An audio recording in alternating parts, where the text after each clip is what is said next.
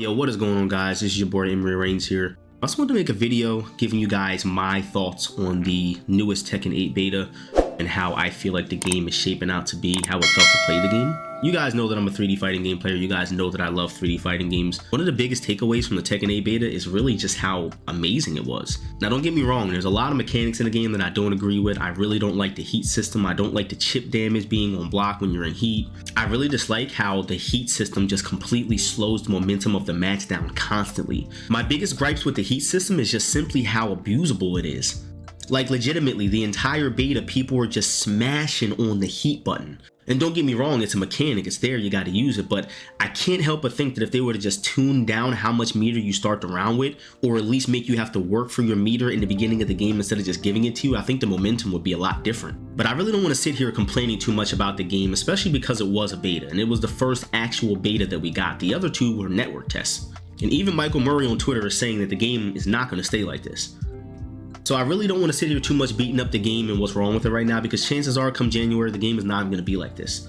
What I do want to talk about is how amazing it felt to go and run around the lobby with my homies and just feel like I was really in an arcade setting. Like, I'm trying to tell you guys, like, going to offline tournaments and hanging with your homies, playing casuals, just bullshitting. Most people have at least 1,000+ hours in a fighting game. And with that, I really just want to shout out Namco for hooking this up the way they did. Obviously, Street Fighter has their own interactive lobby system with the avatars and things like that. You can even fight with the avatars in the lobby. And while a lot of people were complaining about the lobby system, I thought it was really fucking awesome. It felt good to play a 3D fighting game again and actually look forward to turning it on. As you guys know, I'm not the biggest fan of Tekken 7, and I just really don't care for the game. I've gotten a lot of hate over the last couple of years from a lot of people in the Tekken community because they think that I just hate the game. It has nothing to do with Tekken. Tekken 7, in my opinion, is just a really bad fighting game. I'm a DOA player. I'll tell you guys all the time how much I dislike DOA 6. I'm not going to sit there and act like I like something just because everyone else does. But one of the main things that I really want to talk about, guys, with Tekken 8 is how much inspiration they had to have taken from DOA.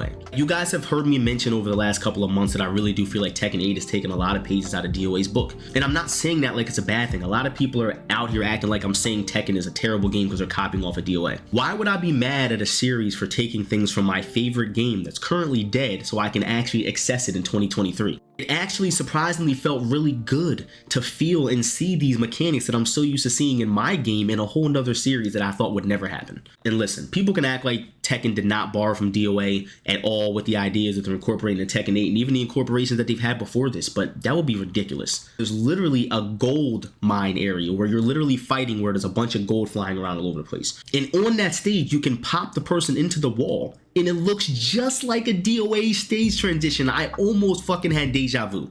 And again, I'm not saying this like it's a bad thing. I love the fact that they're incorporating this stuff in Tekken 8. But with that, I really just hope that the creators of DOA can see this and realize that these are good ideas. They need to do them correctly.